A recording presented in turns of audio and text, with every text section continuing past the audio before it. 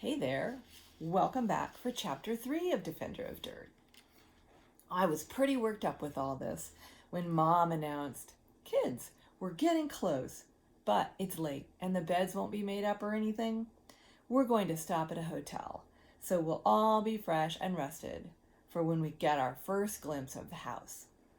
"And neighborhood," Dad put in mysteriously. We lucked out and found a hotel with a pool, so I took my mind off the big mysteries to come by jumping into the pool about 59 times. Then I was so tired I just zonked when I hit the bed. Time still dragged in the car the next morning, with Sam asking, "How much farther?" every 20 seconds or so.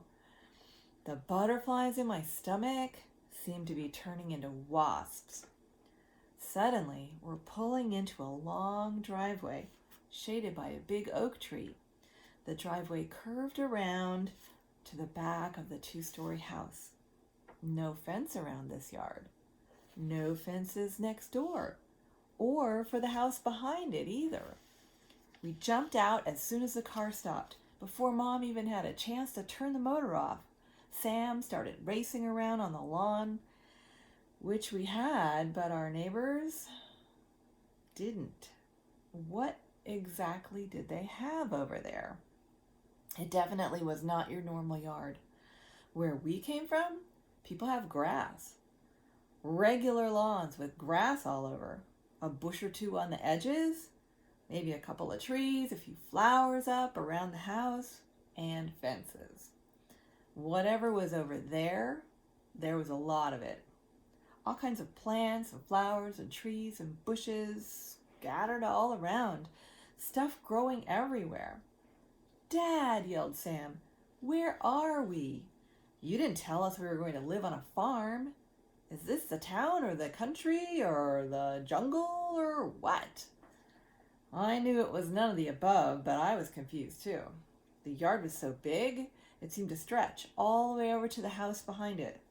A funny-looking little building sat in the middle.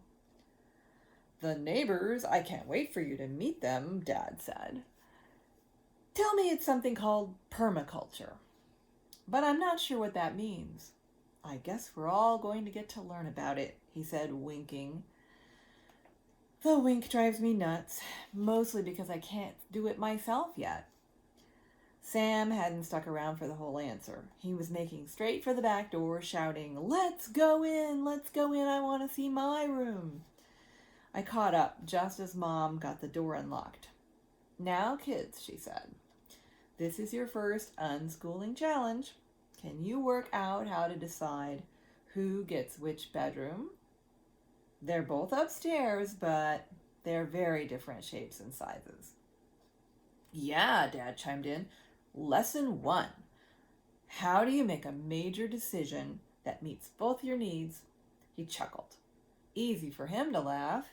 All I could think was, we're sure to want the same room, and then somebody's not going to be happy. Sam and I gave each other the look. Then we bolted. We flew through the kitchen, didn't even stop to look at the downstairs, and went screeching toward the stairs. I have the longer legs, so I took them 2 at a time. But he was at my elbow as we careened around the corner into the room right at the top of the stairs. It was gigantic. I could just imagine how all my things would look in it, with room to spare for a saltwater aquarium and a huge cage for an African gray parrot. Not that I have either of these, but I could just see them there.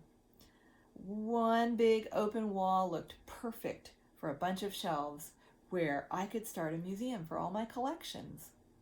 A fantastic, incredible, do anything you want in it room. Sam turned and looked me in the eye.